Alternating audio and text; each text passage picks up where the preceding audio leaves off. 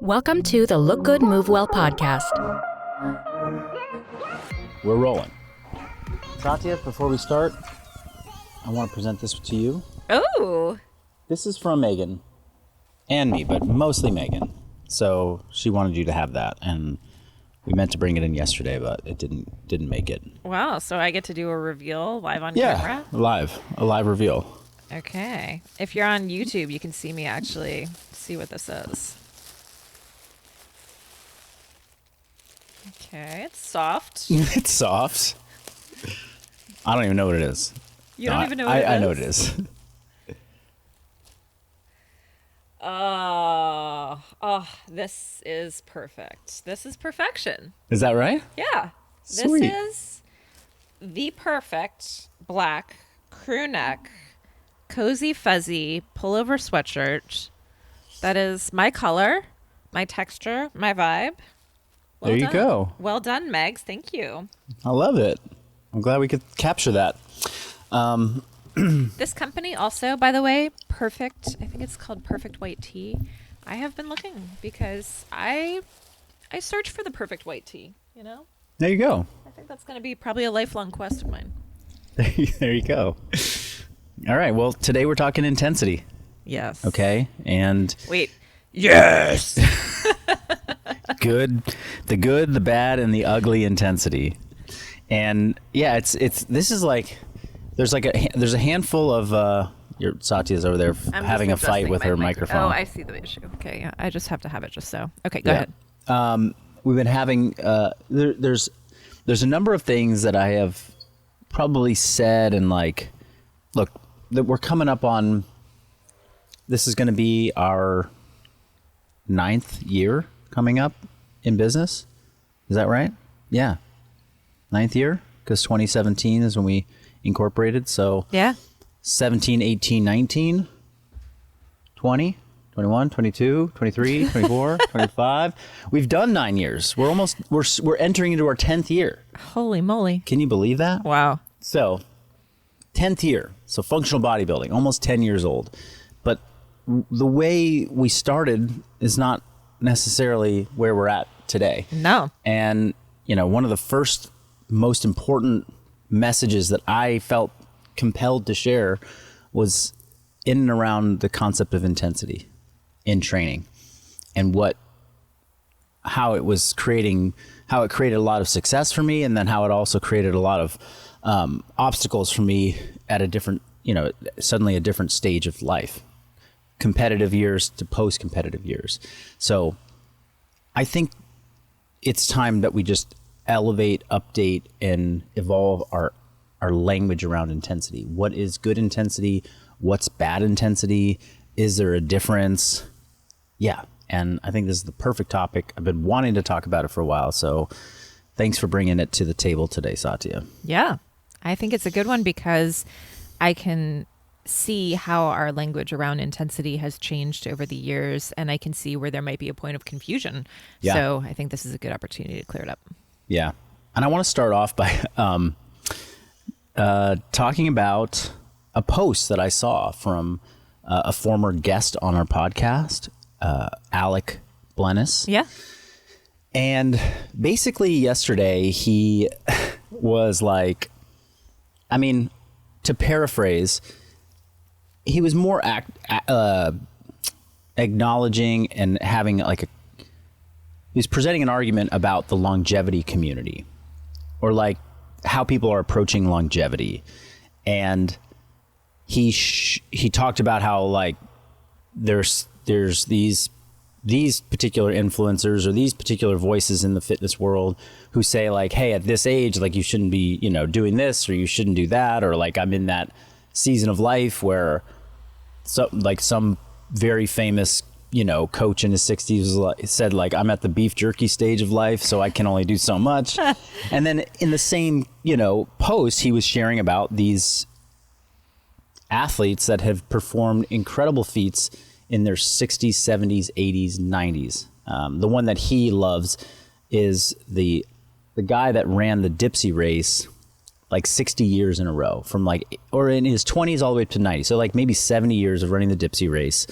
And it wasn't until his last Dipsy race, like when he was 95 or something like that, that he didn't complete the race. But every year to that point, he did. And, and I guess the argument that he was saying is like, none of these people that have done these incredible things at later ages of life, deadlifting 405 for reps at age 90, or, running a sub 5-minute mile in your 70s, or he had these like very specific examples. And yeah, you could say, oh, they're genetic outliers or whatever. Mm-hmm. But he's like, well, one common thing that these people probably never really considered was like, am I pushing myself too hard?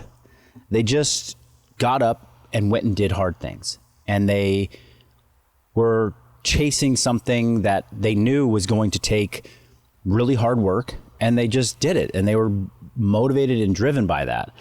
Versus being like, is this the best thing for my longevity? Like, am I doing too much? Am I, do I need to be in more zone 2? And, he loves to talk about like, why are we even talking about zone 2? Like, y'all just need to get out and just do hard stuff. Like, go and do some hard cardio. Like, get your heart rate up. Like, you're going from being sedentary to worrying about whether you're in the right heart rate zone. It's like, no, just like go and do things. So it's one camp, and one perspective from one of the best quote unquote hybrid athletes in modern day, right? And who's a great coach as well, to say like, I think sometimes people can be a little bit afraid of like, I don't want to overdo it. Like they question their resilience. They question their capabilities and what their body is, what the capacity that their body has to do hard things. And they will shy away from it. And the one unifying principle here is that our bodies only adapt to stress. Like it will adapt. If you don't stress your body, it will not adapt to get better. And so stress, how do you stress the body? You have to apply intensity to the system, like in some form. Like you have to do something that's harder than you've done before to move the needle on, like if I never lift 300 pounds, and I'm just lifting 200 pounds every day for several years, I can't expect to go and PR a 300-pound deadlift, like if I've never touched anything close to it. So, and how do you get there? Well, you go inch by inch and you keep applying a harder and harder stress. And that is, in a way, by definition, intensity. It's doing things intensely. So that's kind of like my starting point of this conversation. And what I believe to be still true is that you must do hard stuff. There is no fitness routine that will get you to your desired outcome that will not feel hard at some point. Like you might not have a very huge aspiration to be the world's strongest or fittest person, but if you want to get better than you are today, then there's going to be something that's uncomfortable between where you are today and the goal that you have, and it's going to require applying some stress to your system, and that by definition is intense for you at that point in your life. 100%. And I think that there are generally a couple groups with, granted, a lot of overlap between, but there are people who shy away from intensity, especially as we get older and have more nagging injuries and have more fear around potential bad outcomes from pushing ourselves into too much intensity. The other group is a big part of our core audience, which is people who struggle with holding themselves back. And that's the hard charger, the person who believes that more is better, the person who, I remember one time we did a training camp here at Functional Bodybuilding headquarters, and there was a workout that was specifically sustainable pace. And there was a group of people in that workout that were just so excited to be here and be working out with you. They were just pushing themselves to maximal intensity when that's not what was called for. Mm-hmm. But I think that that's the type of person that typically will get into the gym and believe that pushing to maximal intensity in every single exercise and taking on harder and harder workouts and doing the aerobic protocol and the CrossFit protocol and the strength protocol are what is truly needed to maintain a good level of fitness. So yeah, I think there's another dimension of recognizing where intensity is best applied and where intensity is counterproductive. Yeah. And I don't disagree with anything you said. And at the same time, I also think that if we articulate it that way and we leave like, we make this claim that there's potential places that people can really go awry and that you never know where you might be overdoing it, or if it can kind of get a little, I think we have an opportunity to simplify it. Yeah, great. There's really just, it's the framework is really straightforward.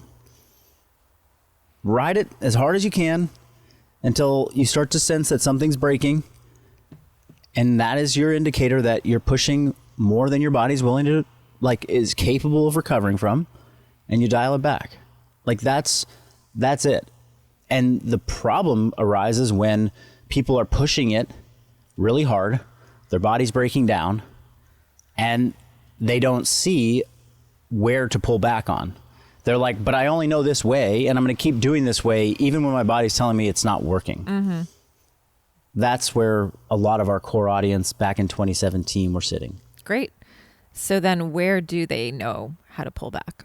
Well, it even starts more simple than that. Are you even paying attention to what's feeling like it's not working for you? Like, what's breaking down, right? Your intensity is great so long as it's giving you positive outcomes. Mm-hmm. As long as you're getting stronger, as long as I say feel good, but some people don't even care about feeling good. They just want to get stronger. When I was in CrossFit, I didn't feel good that much, all the time, but I was getting stronger and I was totally willing to make that sacrifice. So it just has to be like, the thing is helping you move in the direction that you want. There's people that are banged up, have every kind of nagging ache and pain, but the amount of intensity that they bring to their training is helping them get stronger, faster, better Metcons, whatever, in CrossFit. And they're cool with that. And then one day they're not cool with it anymore. They're like, whoa, like, I don't really want to hurt this much anymore. I'm not really feeling it. And maybe they start to see their performance plateau or decline, at which point they have to have self-awareness, or they have to maybe have a coach that tells them like, hey, this isn't working anymore. Stop doing it. Doing the same thing and expecting a different result when this is where your body's at and it's telling you is crazy. Like, it's not going to keep working. So we have to adjust. And unfortunately, many people in that community that we were really integrated with early on had no idea what to do different. They were like, I don't know another way. This is the only way I've ever learned. And I'm so kind of entrenched in this that I don't know how to escape from it. Mm-hmm. There's still people that come to me with that same thing. I had a long conversation with a woman this weekend over, chat, and she's in that. She's like, something's not working, but I don't know what else to do. Like, okay, we can maybe teach you another way. But it's not to say you shouldn't go do intensity. You shouldn't go train hard. Like, and training hard doesn't mean you have to accept bad physical outcomes and ailments and injuries, right? Like, go and pedal as hard as you can on the assault bike for 30 seconds. Just the most power and intensity that you can, put out there. It will feel awful. It will feel terrible. Like, it's not fun. It makes your legs burn. It makes you queasy. It gives you a lactic acid, pump, whatever. But so long as you get off the bike without smashing your toe in between the crank and the actual machine, and which that is a injury potential, like, you're not going to get injured doing that. It's just a safe exercise. It's as hard as you can go.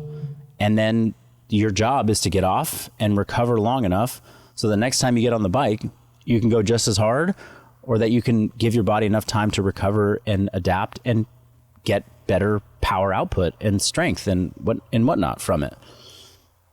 Now, apply that same level of intensity to something that you don't have, that's less safe or has less control to it, right? Like, I don't know. Wall balls came to mind. I don't know. Wall balls or, burpee box jump overs or something like that. Yeah. It's like, there's no movement that's bad. Yeah. It's just how much capacity and what is your skill level doing that? And then if your skill level is low, then you probably can't apply a lot of intensity to that thing safely.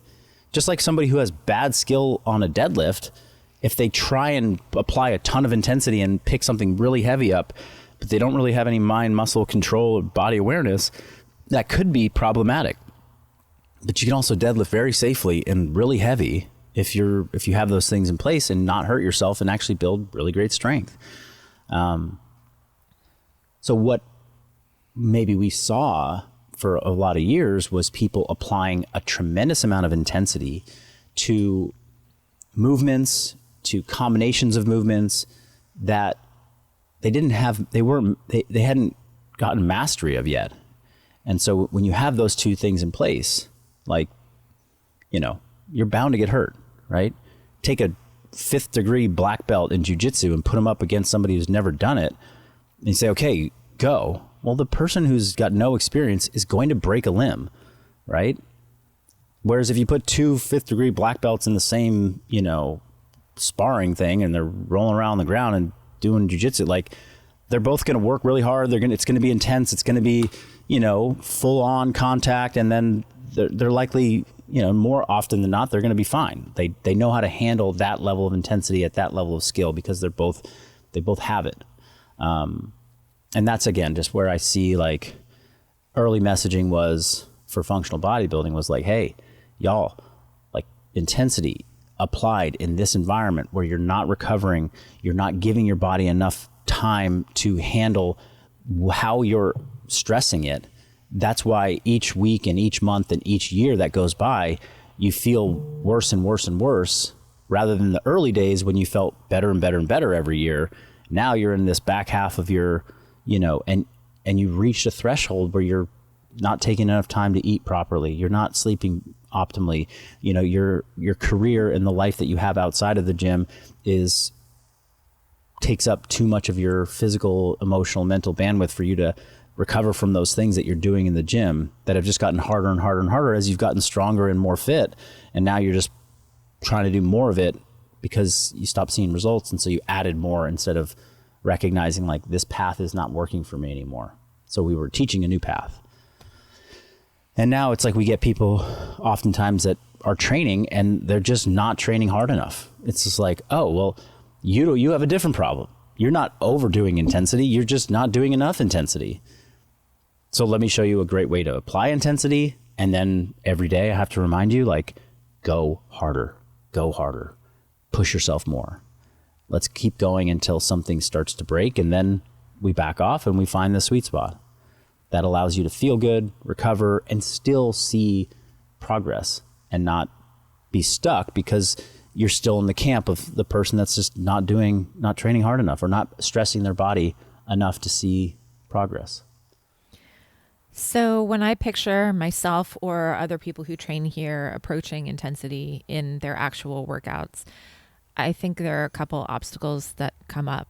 One is that it's hard to learn intensity, especially on your own. And even when you tell yourself, hey, brain, we're going to push super hard, your brain is sort of wanting to keep you safe and wanting to say, hey, that's really hard before you ever even get there. Yeah.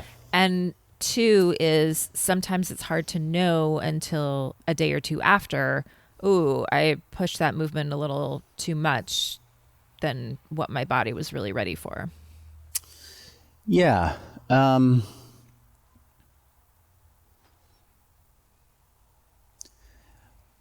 that last example, how would you see that coming up? Like, what is the experience that someone has 2 days later that maybe makes them think, oh, I pushed that too much?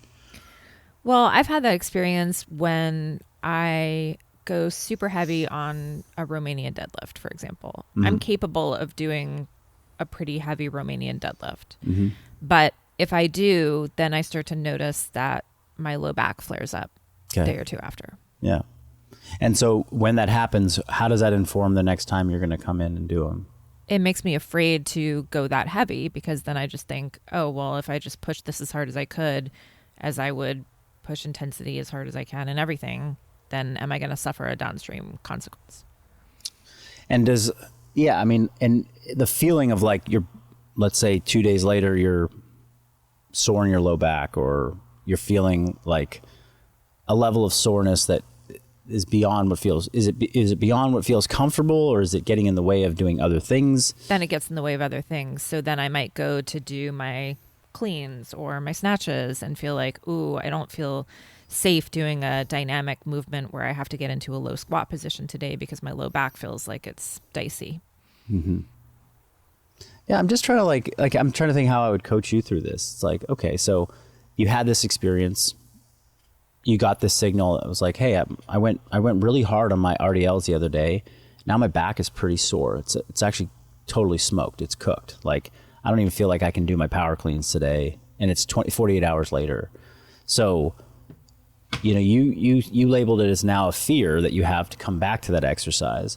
I just see it as just information. It's like, oh, yeah, when you push that exercise that hard, like you're going to recover from that eventually, but it got in the way of you doing the next thing that you wanted to do for your training. So you get a choice. It's like, well, next time I can keep pushing it that hard, but it's just going to impact my training. Or it's like, oh, I don't want it to impact my training 48 hours later, so I just don't push that hard.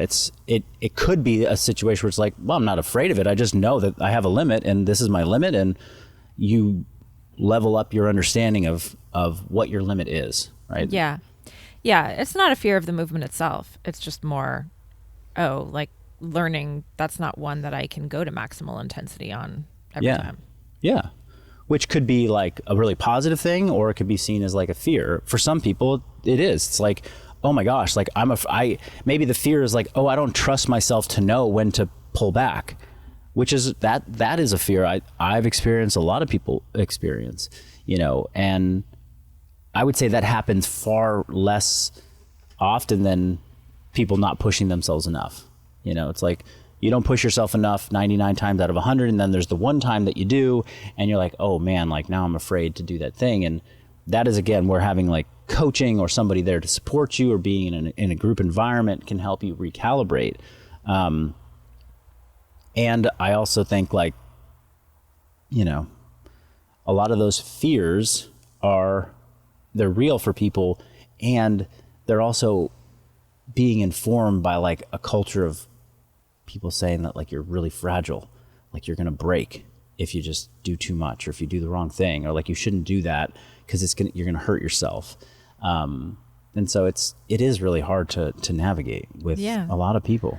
Yeah. And so that really brings up the central question, which is, how do we prove to ourselves that we're safe? Yeah. I think, well, actually, I want to go back a second and be like, a lot of people don't know how to push themselves that hard. And I wanted to just give credit where I feel like it's really due, which is like CrossFit taught a lot of people how to push hard. Yeah. Team sports teach people how to push hard. You get into a group environment where you are being pushed either by the people that are ahead of you or by the people that are behind you chasing you. Mm-hmm. And it's like, I'm in this moment where I'm going to push myself more.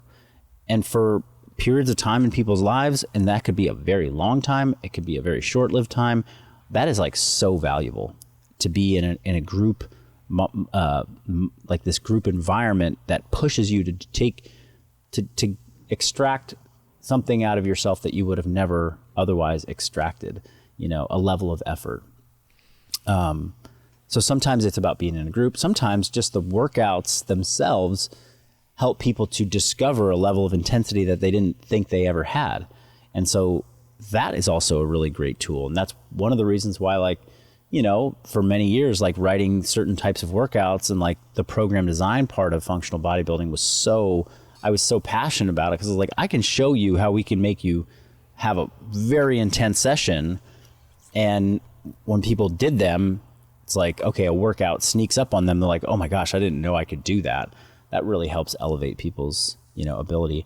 And for those same reasons, you could say, oh, group environments are not good for me because I'm a person that always goes overboard. I always push myself so much. So I actually need to train in a different environment if I want to control my intensity to a level that my body can handle at this stage of life. Yeah. Yeah. And as far as like, how do we learn to trust ourselves?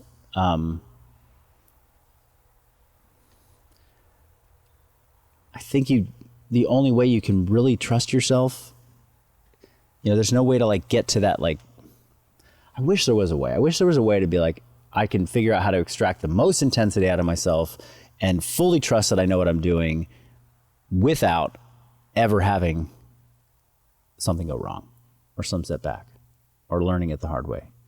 I mean, most people don't ever learn to not touch a hot stove until they burn themselves on a hot stove. And they're like, oh, I really don't want to do that. Like, I think that's also true in fitness.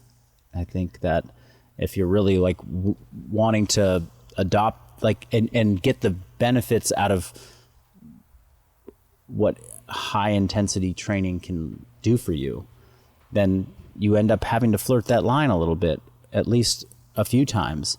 And I think more often than not, people they're less likely to even get there than they are to like push themselves far beyond it. Yeah, that's what I was going to say. In seeing how you interact with people who are training here, I feel like you have such a different comfort level with really pushing people to places that they didn't think that they could go, where a lot of people look at that level of effort and it's like, ooh, like I'm not going to like ask that person to do that because that is really tough. That is really extreme. That is extremely intense. And you'll just go there with somebody. And then it's like Tucker was just saying to me, he's like, oh, like Marcus, like, put so many more plates on my leg press than I even thought I was willing to do. And I'm totally smoked. But I could also see that that was an eye opener for him to be pushed in that way. Yeah. And so I feel like I guess it's a question for you. Is that just your comfort level, having gone through it yourself and seeing it enough times to know that, yeah, like we can do it? That's what 15 to 20 years of coaching experience and personal experience has like taught me, and as a new coach, I didn't necessarily know how much to push somebody. And I don't get it right 100% of the time, but I get it right more often than not. And, you mentioned Tucker, who's a client that was training in here, and we were leg pressing together, and just so happened like I just jumped in with him to do this exercise, and he's like a childhood friend, so I was like kind of chirping him a little bit. I was like, okay, nice warm up set. Like, let's go, buddy. Like, what are you doing? Like, let's put some weight on this thing. And I mean, he texted me that day later on. It was just so thankful. Was like, that was like exactly what I needed. Like, I didn't even know that I could do that. Yeah. And,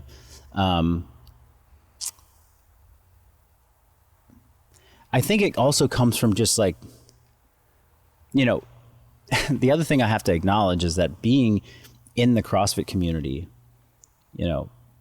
we saw a disproportionate amount of people overdoing it in that very unique environment and community.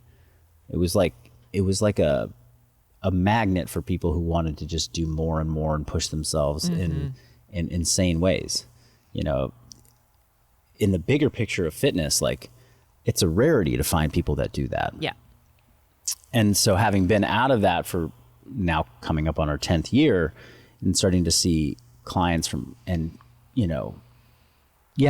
all different walks of life, that not necessarily CrossFitters, I have just seen, the downside of going a long period of time, not pushing yourself enough, and the frustration and what feels like wasted effort for people is a far bigger problem in totality than the group of people that are, trying to wake up every day when they're under recovered, underslept, and then go run through a brick wall. I mean, that was like, that was all the people we were seeing, a lot of those people early on. Now we see far fewer of them.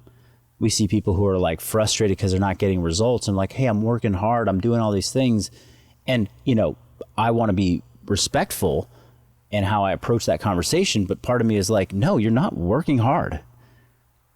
And once you start working hard, you're going to realize like how effective your time can be spent. But we got to get you doing the right stuff so that you're not just working hard in your mind for no reason and not seeing results. Because that's the most frustrating thing. You know, someone who's like, man, I'm crushing it. I'm seeing all these results. And for the last 3 months, I've had like this nagging shoulder pain. They just want the quick fix so they get back to working hard and seeing results, right? Whereas the other person who's been like, you know, they feel like, hey, I've been working really hard for the last 2 years and I haven't lost a pound, or I've barely lost like 3 pounds, and you know, I'm not seeing any results. Like that level, the frustration that comes with that is, I think, far greater. And those people risk just giving up. Whereas generally, like the person who pushed it too hard, who's been like getting after it for years, and they like tweak their back, they're like, hey, like, you know, push on my psoas, help me fix this so I can get back to doing what I was doing before. Like they're ready to just go right back into the fire. Yeah. So would you sum up your view of intensity as yes? I mean, intensity and stress, it's the only variable that really matters, right? When it comes to like making change. And intensity is a relative term for every individual. That is something that coaches need to understand, that one client walking up a hill is extremely intense, whereas another client needs to do, you know, 405 on the deadlift for reps to feel intense. And if you're not helping them calibrate where that intensity threshold is regularly, then you're not helping that person. And that your ability to handle intense things, and like, right, because it's like we apply stress, intensity and stress, and then we recover, and then we get stronger, and we have improvements, and we get better, right? So you can't look at how much intensity you're doing in training or in the gym without acknowledging all of the things that you're doing for your recovery. And like, you know, they go hand in hand. Like there's, you know, this is how much intensity I can handle because I'm this strong. It's like, well, you might be able to handle that amount of intensity if you're sleeping enough, if you're, you know, eating healthy, if you didn't just go on a 2-week vacation and like, you know, drinking bender, but you did. So the next 2 weeks are going to have to look different. Otherwise it's not going to work. You're going to not recover. You're going to maybe injure yourself, or whatever the things that people are afraid of. It's like, just make sure you're paying attention to both. But yeah, intensity is good. Oh, and then the last part that I said is like, apply intensity in movements, in fitness routines that you have an adequate level of skill to handle. You know, if you have like really terrible shoulders and they hurt every time you lift your hands overhead, then doing a Metcon with snatches and handstand push-ups, I don't care how scaled the workout is for you in terms of weight and, you know, regression, that's not it. Do something else. Get your intensity fix another way. Or just do weight training where you can control your movements with tempo better or something like that. Yeah. Mm-hmm. Awesome. That's it. Intensity conversation update. Go get after it. Go get after it.